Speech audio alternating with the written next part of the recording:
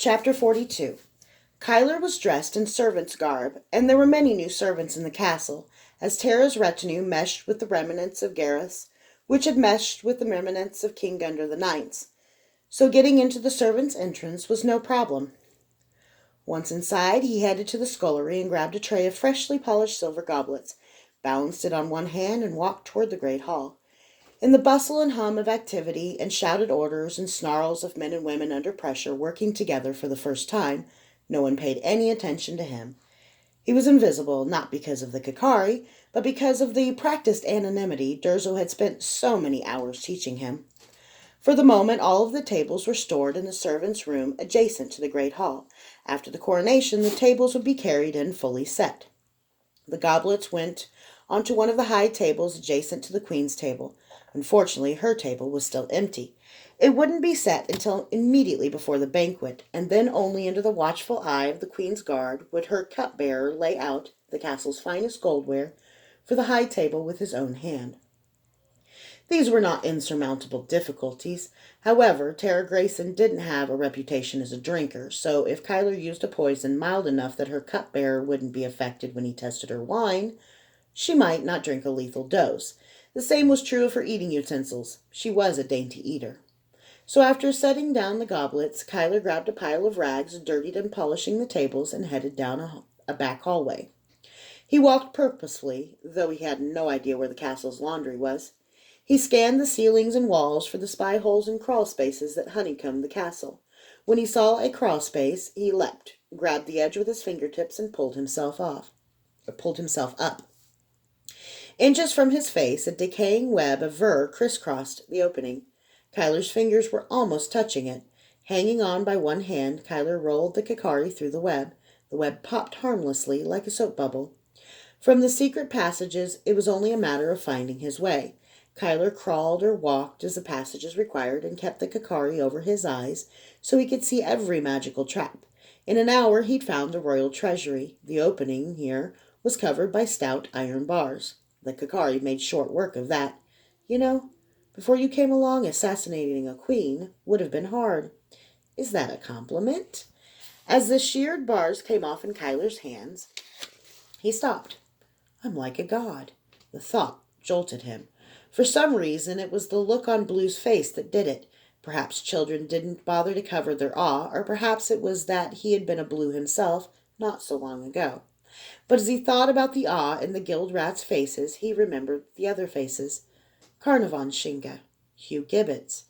Even the God King's face had held a note of awe. For the guild rats it was a dream, for the others a nightmare. But the incredulity was the same. He was the impossible. For some reason, it had never sunk in. He was still Kyler, maybe still Azoth underneath it all. But now, this was so easy. Kyler had longed to be more than Guildrat. He'd longed to be more than Wet Boy. Now he was more than a man. The rules didn't apply to him. He was stronger than a man, faster, 100 times more powerful. Immortal? Death was temporary. If the most basic mortal concern, dying, didn't apply to him, what else didn't? It was an intoxicating thought, but a lonely one. If he was more than a man, what communion could he have with men or women? The thought brought Elaine sharply to the fore. His chest felt hollow. He would give his other arm if he could be with her again. His head in her lap, her fingers running through his hair, accepting him. Odd, that. He could think of Elaine with love, but as soon as his thoughts wandered near the hazy line of appreciation and desire, there was Vi with her red hair nearly glowing, the curve of her neck begging to be nuzzled, her eyes a challenge, nubile figure tempting him. He could sense her somewhere far to the east. She was sleeping. Sleeping? At almost dinner time? Life at the Chantry must not be so bad. Imagine slipping into bed behind her. Her hair was unbound, spilling over her pillow like a copper waterfall. Her hair was glorious, like some god had captured the last rays of the dying sun and given them to her. Kyler leaned close and inhaled deeply. Vi sighed in her sleep. She burrowed into him, her body conforming to his. His breath caught. For a moment he swore he wasn't wearing any clothes. Then they were back. Vi let out a mew of disappointment. What the hell am I doing? Certain now that he was indeed clothed, Kyler relaxed fractionally. Vi's breathing was slow and even.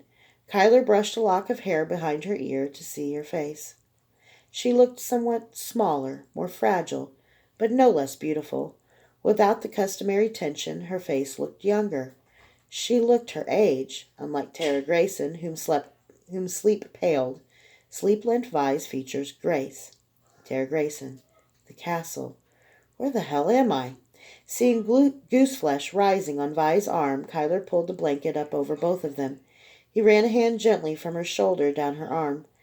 His hand continued down her hip to her leg.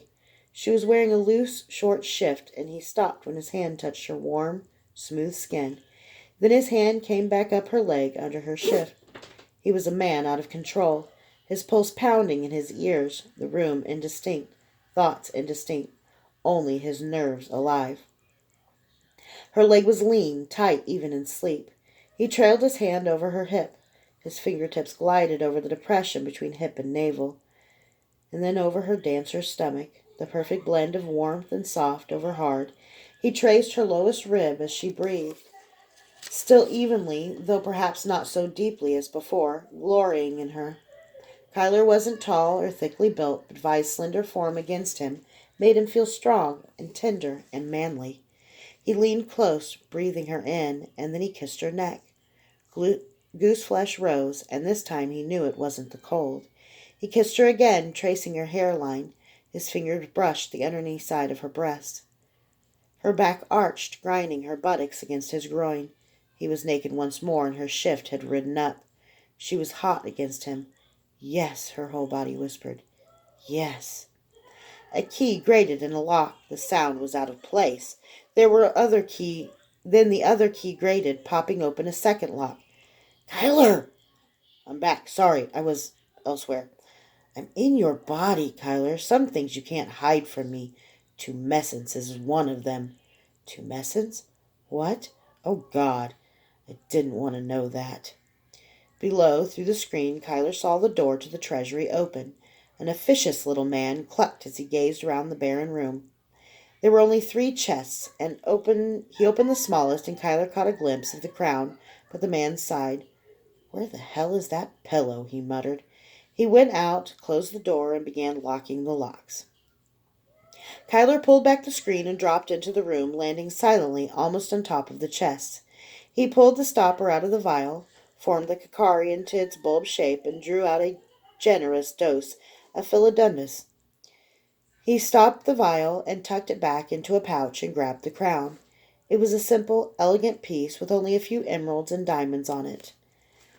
From the paucity of precious stones and gold in the other chest, Kyler guessed the simplicity had not been a stylistic choice.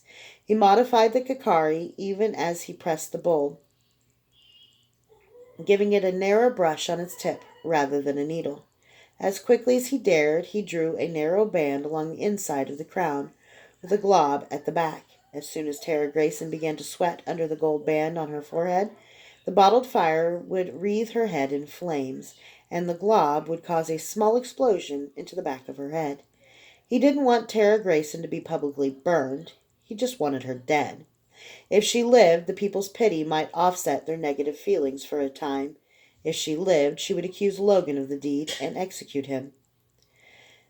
The Philodendus went on evenly and dried quickly. The first lines Kyler had painted took on a flat gold sheen close to the color of the crown itself, although Kyler could still see some ridges in it. He hoped the damn stuff didn't flake off. Still, he didn't guess that anyone was going to be putting it on before the coronation. It should be fine. He heard a key in the lock. At the same time, he noticed that the glob of paint at the back of the crown was still wet. Unthinking, Kyler blew on it. He cut his breath off instantly, but saw one hard edge crack open and turn red. It glowed like a coal for a moment, then dimmed. Even as the key rattled in the second lock, Kyler set the crown down gingerly in the chest and widened the Kakari into a fan. He fanned the crown furiously as the key clicked open the third lock. He drew the Kakari over himself, disappeared, and tried not to breathe. The officious little man held a purple velvet pillow with long gold tassels off the corners. He closed and locked the other two chests, then lifted the crown reverently with two hands, keeping his fingers on the outside, thank God, and placed it on the pillow.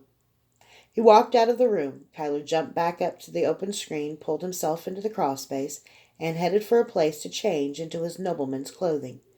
Tara Grayson was dead. She just didn't know it yet.